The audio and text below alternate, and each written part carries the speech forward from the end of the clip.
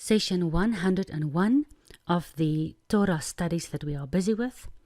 And yesterday we looked at the beautiful study of what it means to be married to this God who is our King, who is our husband, looking from the examples in the Torah. And today we continue.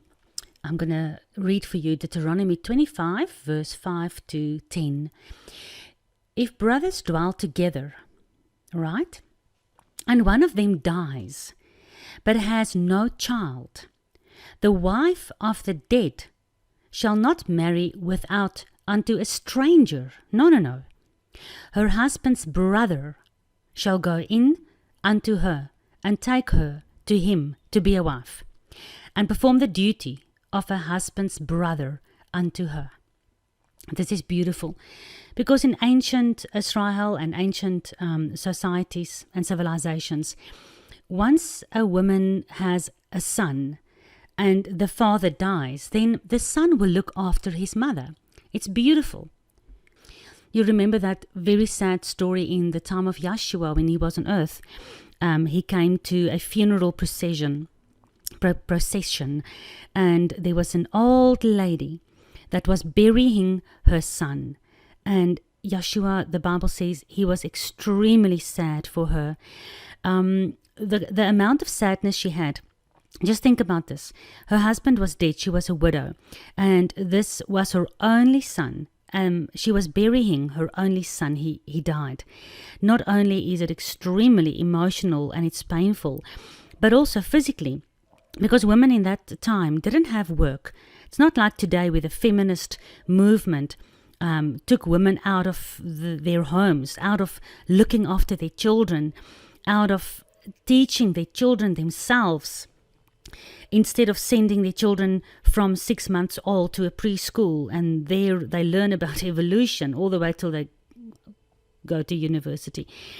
God's intent was that, and I'm not saying a woman must be barefoot and pregnant behind the stove. I've been working, unfortunately, my whole life. But the idea was that the children will be looked after by the mother, right? And it was so beautiful. The mothers didn't have careers. They didn't go out to work. So when the husband died, then the child, the son, had to look after his mother. So when the husband dies and the son dies as well, then that woman is left destitute. She has nobody that's going to look after her. So God knows this. And that's why in his commandments, that is why the Torah is so beautiful. The word of God with which he wants to look after widows is so beautiful. Because this, again, is not only physically, it's physically making sure that all women are looked after in his kingdom. But it's not only physical, it's very, very deep, emotional and spiritual as well, because we know that Yeshua is the kinsman redeemer. And this is what Deuteronomy 25 verse 5 says, the brother will perform the duty of a husband's brother. Now, a husband's brother, another word for that is the kinsman redeemer. You are the closest. The brother is the closest to his brother that passed away. So he, in place of his brother, will now look after his brother's widow, if there was no child. It didn't only go about looking after the wife, but it also goes about the seed. You know by now, the Genesis Bible studies, that the seed is very important. So every man must have, a son through which his name and his seed will continue. So let's look at the rest of this commandment. And it shall be that the firstborn which she then bears. Okay, so the husband died. They had no children.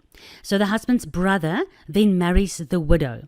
And the firstborn between this marriage now, this new marriage, the first child that is born out of that marriage shall bear the name of his brother who is dead, so that his dead brother's name shall not be forgotten out of Israel. Isn't this beautiful?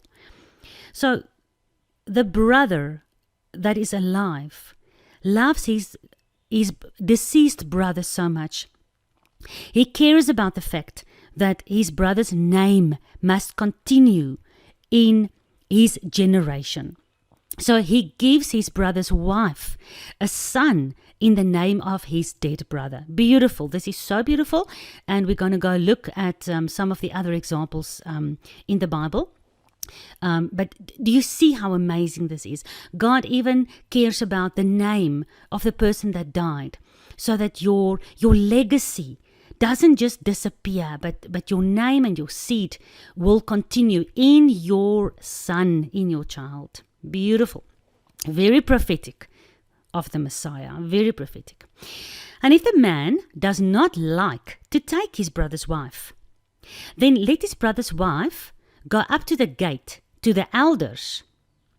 Okay, here I just want to stop and I remind you, I've shown you all over Genesis and the rest of the Bible that the elders, the judges, remember, always sat in the gates of the city. Remember, we've looked at so many examples.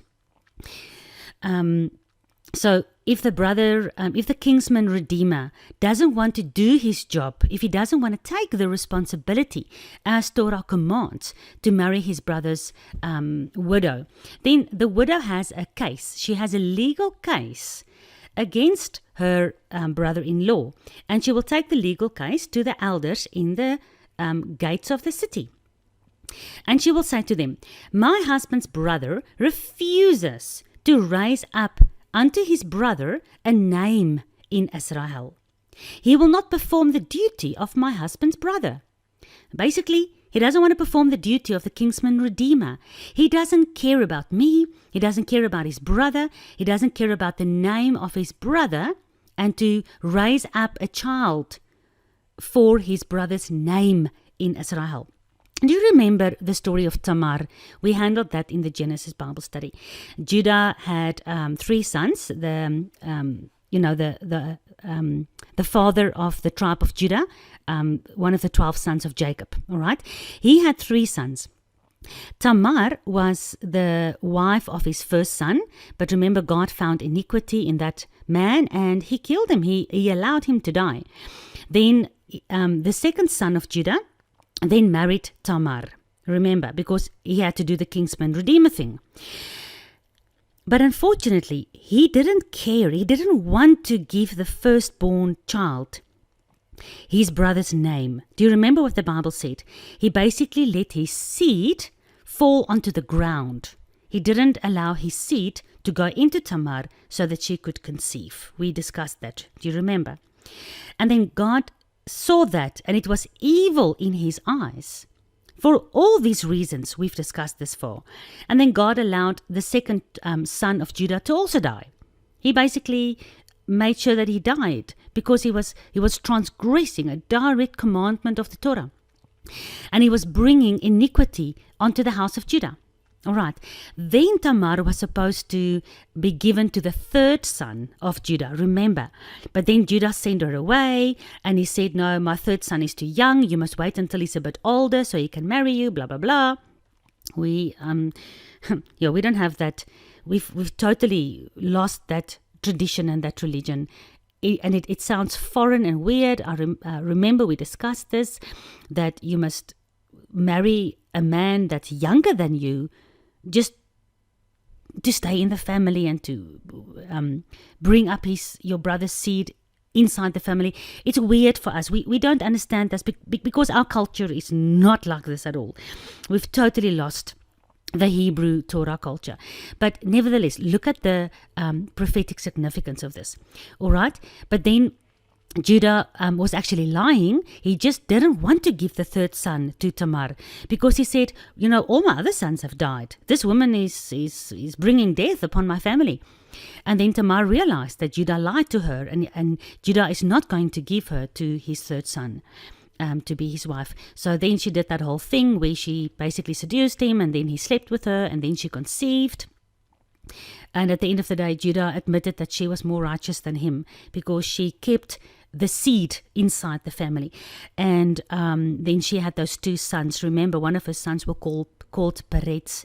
And we discussed how the Messiah is the Peretz, the breaker of the wall, breaking through the wall. Okay, but we're not going to go through all that. But just to show you how important the Torah commandment is, because even out of that, the Messiah's seed line came out of the house of Judah. Through Tamar, through Peretz. Beautiful. All right, but if the brother, that's why the second son of Judah was killed because of his iniquity. Just like here in Deuteronomy 25 verse 7, the wife goes to the elders to complain that the brother doesn't want to fulfill his kinsman's responsibilities. All right, then verse 8, the elders of the city will call the brother and will speak unto him. And if he stands to it and he says, no, I do not want to marry her, I don't like her, I don't love her, I don't want to marry her, then shall his brother's wife come into him in the presence of the elders, right, here where the judgment is now happening, here where the court case basically is happening, and she will loose his shoe from off his foot. Okay, so she will take off his shoe, and she will spit in his face, and shall answer and say, so shall it be done unto that man that will not build up his brother's house. Because it was just like with Judah's second son, it was a very bad thing in the eyes of God, as well as in the eyes of all of Israel, if you didn't want to do your kinsman's redeemer responsibilities. And to take your shoe from off your foot, it's got to do with covenant. The shoe covenant, the washing of the feet. You remember Yeshua took off the shoes of his disciples and he washed their feet. The whole shoe covenant is very important. It has to do with, remember now, God divorced Israel. God died. God manifested in the flesh. His word manifested in the flesh, and he died. The husband of Israel died. And this is prophesied in this Torah commandment, as well as in the life of Ruth and Boaz. We will get to that now. Where God himself is his own kinsman's redeemer. Because when the brother dies, the other brother has to marry the wife.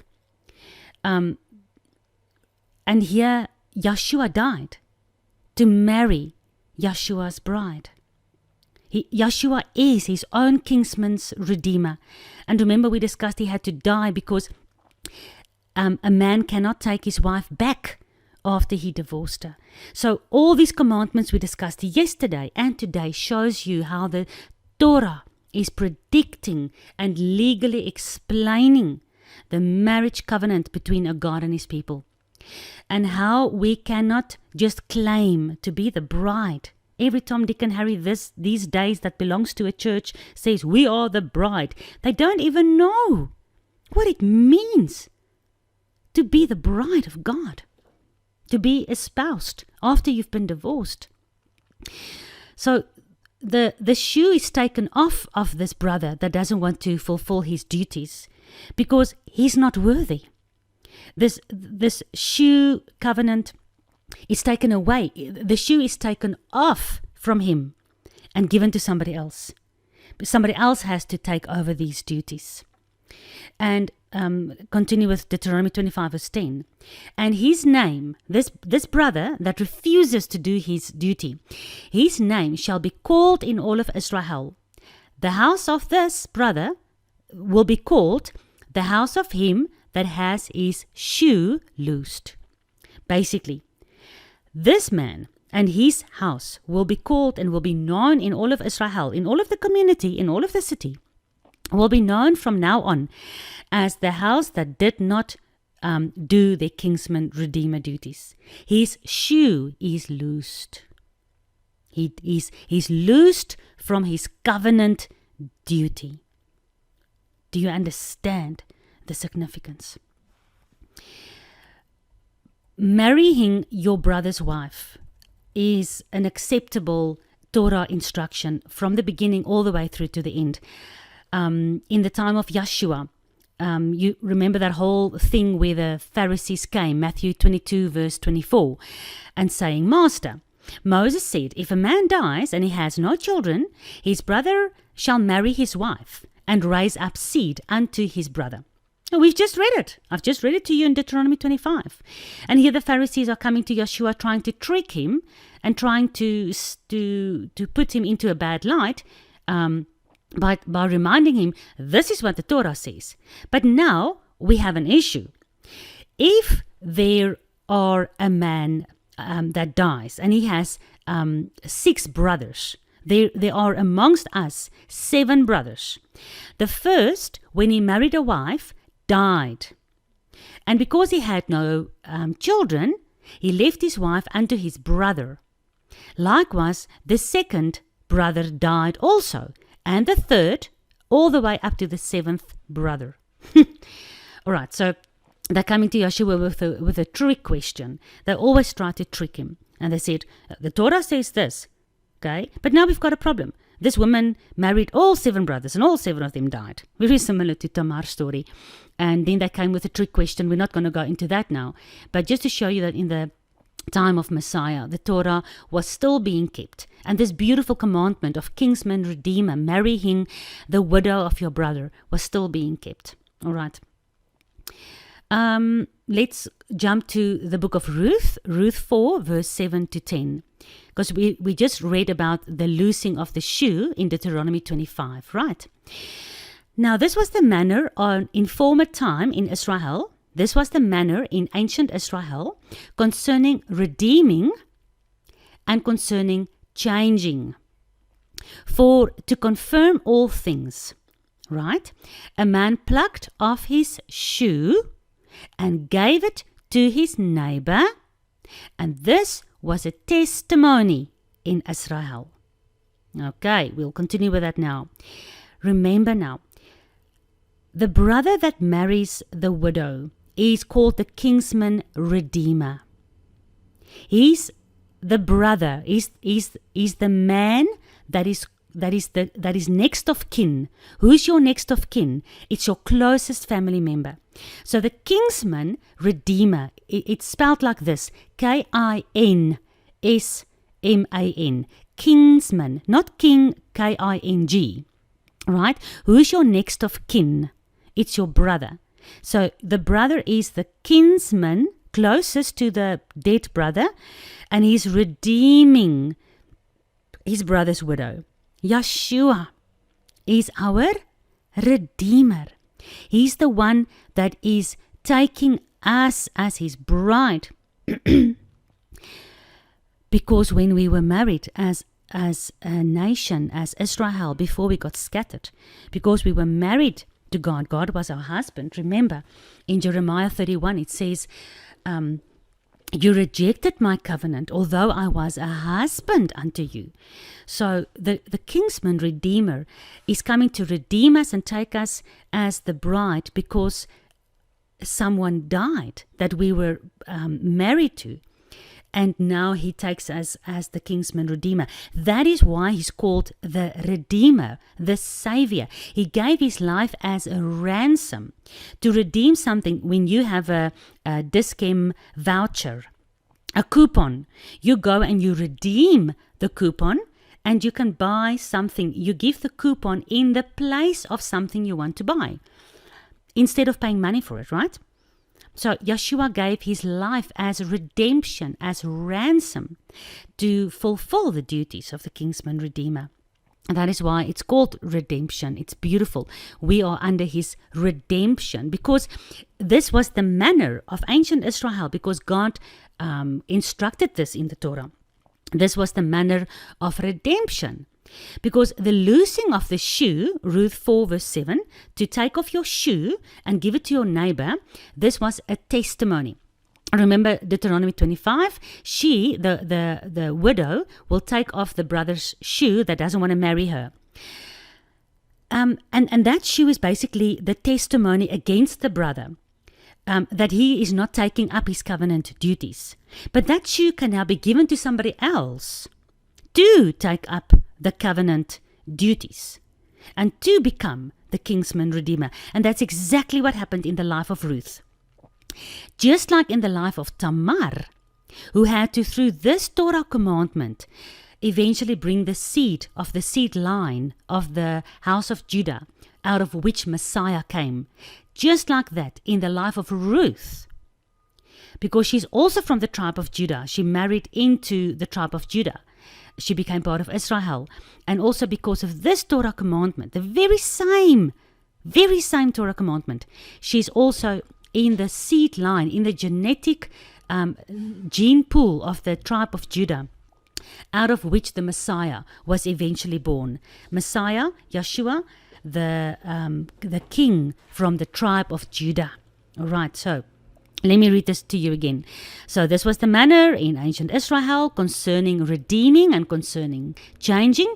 For to confirm all things, right, a man took off his shoe and gave it to his neighbor. And this was the testimony in Israel.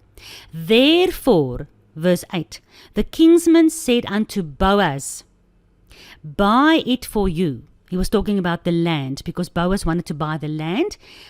It also has to do with how the community and the kinsman, the family, must look after the widow. If the brother had a piece of land, then the kinsman redeemer must buy the land. The money must go to the widow.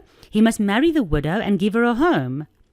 Right? And Boaz wanted to now marry Ruth, but he wasn't the closest family member to Ruth's ex-husband that died. Remember? So there was another man who was a closer kinsman redeemer. So both Boaz and this other man was then summoned to the gate, to the elders, to the judgment. And Boaz said, take up your kinsman duties. Buy the land. So the guy said, all right, I'll buy the land. And then Boaz said, but remember, if you buy the land, you must also marry Ruth, because you're the kinsman redeemer. And the guy said, I don't want to marry Ruth. I'm already married, blah, blah, blah. I don't want it. So in that case, he had to take off his shoe as a testimony that he's now given the covenant responsibilities over to Boaz. All right. So therefore the kinsman said unto Boaz, he took off his shoe, buy the land. So he took off his shoe. And Boaz said unto the elders in the gates of the city, the judgment, the Sanhedrin, we discussed this, and he said unto all the people, because all the people were gathering there. It's like when you've got a court case, there are people that witnesses the court case. So he also had witnesses. And he says, you are witnesses this day that I have bought all that was and that belonged to Elimelech. All right? And all that was Chilion and Mahlon in the hand of Naomi. So remember Naomi and her husband Elimelech and their two sons, Chilion and Mahlon. They went to the land of Moab when there was a famine in Israel. And there Chilion and Mahlon married Ruth and Orpah. And then they both died. And Elimelech died as well. And then Naomi came back to Israel. And she told the two daughters-in-law, stay behind in your pagan land with your pagan religion. And Orpah said, shop, I will stay. I don't really want to fall under this Torah of your God. I'm going to stay behind with my gods. But Ruth came out of Egypt. She came out of Babylon. She came out of Moab. And she said, no, Naomi, your God is the most beautiful, amazing, loving God, and he's now my God. And your people, Israel, is the most amazing people. They are now my people.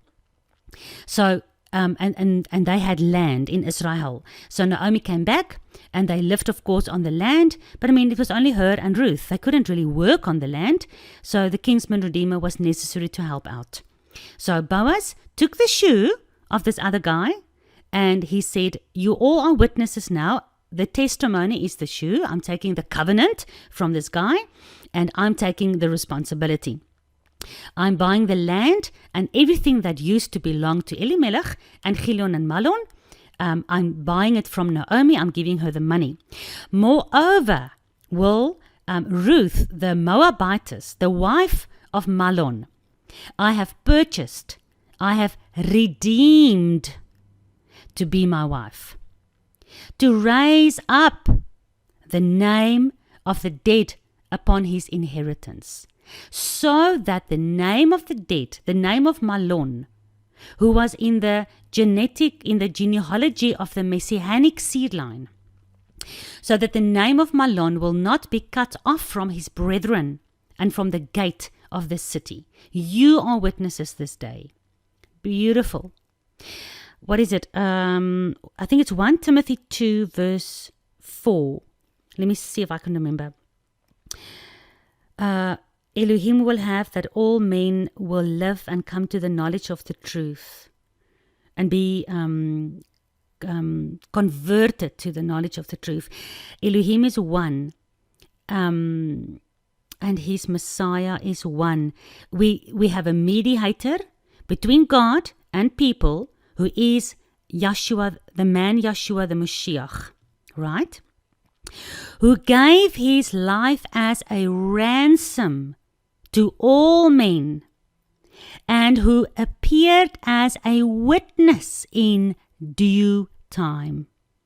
Yeshua is this man that is the Redeemer of Israel, of all men, that wants to be grafted back into the commonwealth of the people of God that overcomes with him that comes out of Egypt. Israel, every tribe, nation, and tongue, they will be gathered back together in this hand of this Messiah. Yod Heh Vav Heh, behold the hand, behold the nail. He is the Redeemer. So Boaz redeemed Ruth, and out of their children, out of their seed line, came King David, and eventually the son of David, Yeshua, the Messiah. Beautiful, beautiful, beautiful. This amazing story of Tamar, this amazing story of Ruth, this amazing, amazing story of the Torah commandment that explains to us on physical level how to look after widows, as well as on spiritual level how God is looking after his widow that he divorced.